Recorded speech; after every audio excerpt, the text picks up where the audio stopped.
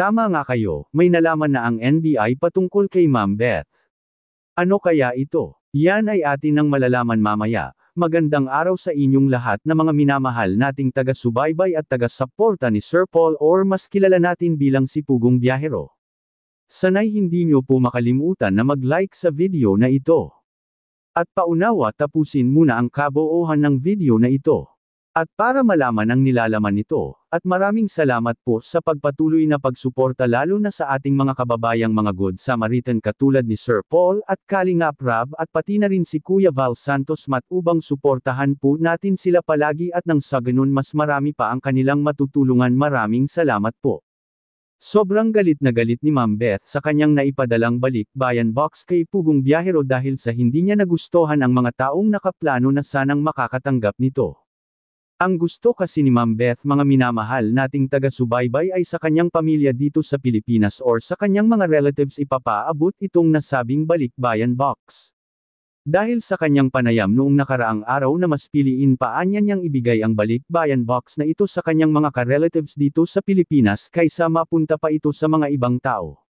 Kaya ang daming hindi makatanggap at nakapagsasabi sa ipinakitang pag-uugali ni Ma'am Beth. Dahil sa napag-alaman rin natin patungkol kay Ma'am Beth na ang ipapadala sana niya na box ay hindi lang isa kundi dalawa sana niya ito. At nasabi rin niya na mas pipiliin na rin niya na ibibigay na lang niya sa mga homeless doon sa tinitirahan niyang bansa ngayon. Masasabi nating hindi talaga bukal sa kalooban ang pagtulong ni Ma'am Beth kina Sir Paul dahil sa matapos lang matanggap ni Sir Paul ang balikbayan box na nanggaling sa kanya ay saka pa siya naggalit-galitan at nagsabi-sabi ng kung ano-anong panglalait at pamimintang kay Sir Paul. Kaya ang daming mga viewers na sumasang-ayon sa paggawa ng aksyon nito ni Sir Paul. At mabuti niyang nailapit ito sa ating awtoridad dito sa Pilipinas at para sa safety na rin ni Sir Paul. At para kung sakaling gagawa ng hakbang si Ma'am Beth laban kay Sir Paul ay alam na ng NBI ang lahat ng dahilan at hindi na siya makapagbintang pa ng kung ano-ano dahil sa nauna na siyang nagreklamo patungkol sa isyu na ito ang balikbayan box.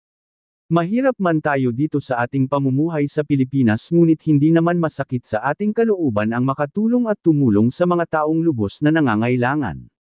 Katulad na lang kay Sir Paul na kahit nagtitiis siya sa kabundukan ng Mindanao ay kinakaya niya lahat ito maabutan lang ang mga katutubo at mga taong lubos na nangangailangan sa Mindanao.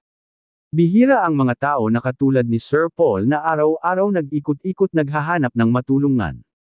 Dahil sa kahit nga nasa opisyal ng ating bansa or bayan ay hindi nga nakagawa sa ginagawa ni Sir Paul ngayon na umaakyat ng bundok at nagpapatayo ng mga proyekto katulad ng pabahay. Kaya palagi nating suportahan si Sir Paul sa kanyang mga lakad at ipagdarasal palagi na sanay okay lang ang lahat niyang nilalakad sa araw-araw.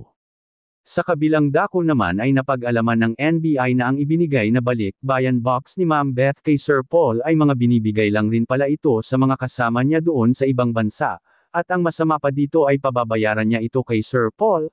Masasabi nating siya pa ang magkakapera sa ibinigay ng mga kasama niya doon. Napaka-business-minded talaga ni Ma'am. Ano kaya ang pwedeng itawag or isampa kay Ma'am Beth mga minamahal nating taga-subaybay? Please comment and God bless you all.